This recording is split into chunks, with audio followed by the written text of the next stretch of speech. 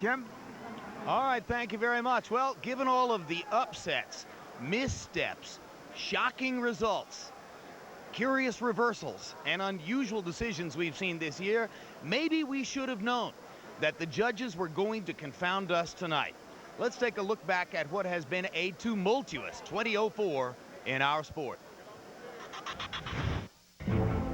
Today's basis of boxing may not be tomorrow's. It was the fistic lesson of 2004. First, the longtime king of the pound-for-pound rankings, Roy Jones, set out to prove his life and death struggle with Antonio Tarver the year before had been some kind of a hiccup. I do not lose. I don't do that. They gave the wrong man a second chance. But the hiccup suddenly turned into whooping cough. Do you have any questions? I got a question. You got any excuses tonight, Roy? Then Tarver landed a perfect counter shot flush on Jones's chin. And down goes Jones on a hard left hand. Jones may not get up. It's over! And that's amazing. Then the richest of the supernovas, Oscar De La Hoya, reached for what ring experts said was an unreachable star, moving up to middleweight to challenge the longtime keeper of that kingdom, Bernard Hopkins. The experts were right. Oscar was unhorsed by a single body shot. It's a Bernard Hopkins knockout of Oscar De La Hoya. Believe me, I tried getting up. I couldn't do it. A week later, in what was thought to be a safe return, Jones was down again, KO'd after an 8-round onslaught by quality journeyman Glenn Johnson. And he is still out on the canvas and hurt badly. And finally, a people's favorite, Sugar Shane Mosley, saw his ring legacy continue to sour. Even after his March loss to Winky Wright, Mosley stubbornly argued he could reverse the negative tactical equation of the matchup. But in November, Winky was still too big and too left-handed for Shane, who joined De La Hoya and Jones in wondering how the mantle of invincibility could so completely have slipped away.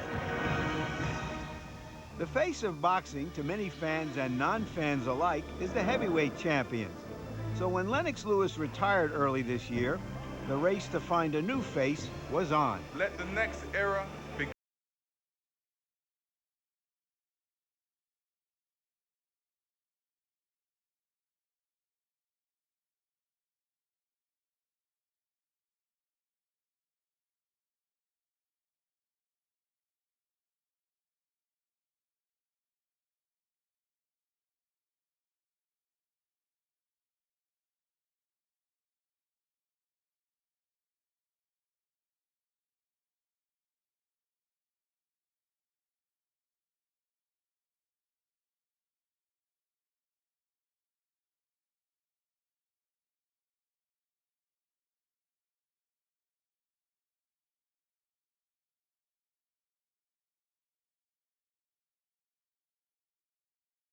Tomorrow's reborn star.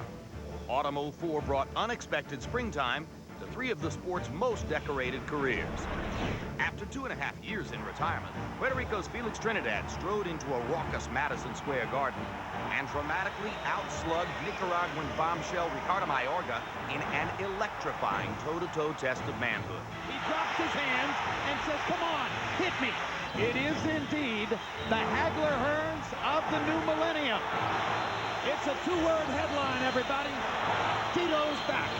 And soon thereafter, junior welterweight powerhouse Costa Tszyu was back as well. After 2 years of injury and inactivity, Tszyu used his still imposing right hand to blast Charmbe Mitchell out in 3. And in one of the decade's best fights so far, Eric Morales and Marco Antonio Barrera met to complete a historic trilogy.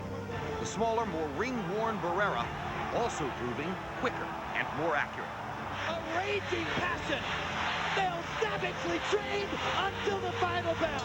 Barrera earned a second close decision over his countryman and bitter rival, and for the 3rd separate time in his career, claimed a spot among the sport's most elite names.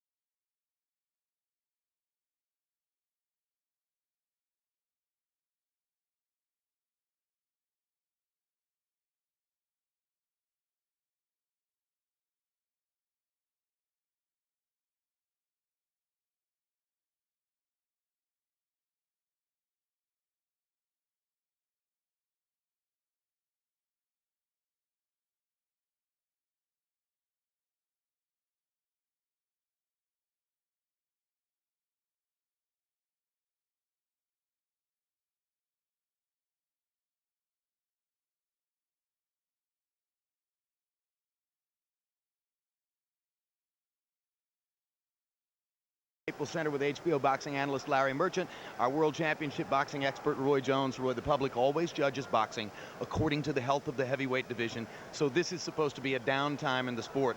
What's your assessment of the overall talent level in boxing right now? I don't think it's a downtime myself. I think it's a good time for boxing. It's just a lot of new names, new faces taking over in new places. You know what I'm coming from? So with the young breed, I think it's a great young breed coming up. For some reason, boxers, age-wise, has risen. Back in the day when I was a kid, 34, you were old in boxing. Nowadays, 39, 40, you still doing good, you know? So, I mean, there has been a little bit of a change, but I think boxing is in a good state right now, especially with guys doing like these two guys did tonight, getting away from promoters, getting away from the organizations, and making the best fights happen. Absolutely. A fight for pride and for supremacy, not based on somebody else's business agenda. Hey, when you came out of the Olympics and energized the sport, you were a middleweight. The hottest young American star right now is a middleweight, Jermaine Taylor. Can he be the kind of public figure who will galvanize American interest in the sport? I hope he can. I don't know yet, Jim. Sometimes it's like I heard a guy say on TV the other night, either you have it or you don't. And you don't know what it is, but whatever it is, the public clings to right away. And if you don't have that, the public won't cling to it right away. So we hope. Right now, I haven't seen that in Jermaine Taylor's response. I've seen a lot of good promising things in him, but in his responses, I haven't really seen it yet. Hopefully somewhere down the line, he can make something big happen, and that could change it. We'll so have to see. He will, and I want to wish everybody a happy holiday season. Hey, we'll have to see Taylor in a real championship fight against a real championship quality fighter before we know for sure what the public's going to think of him. Larry, you've spent so many years watching the sport that you love so much. This was yet another, it seems to me, great and eventful year. Your thoughts? Well, any year that Barrera and Morales fight's a good year as far as I'm concerned. And when it ends on a note like that, it just makes it even better year.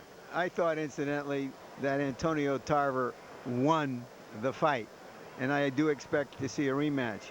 Just as one note, Jim, I went around while we were showing the replay of the heavyweight fight and talked to about 10, 12 members of the media and said, who would you like to see in a tournament kind of setup? I've spoken to maybe a dozen people altogether.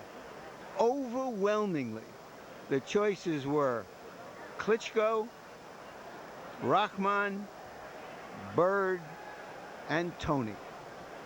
Those are the fighters that the media and the fans really prefer to see in a tournament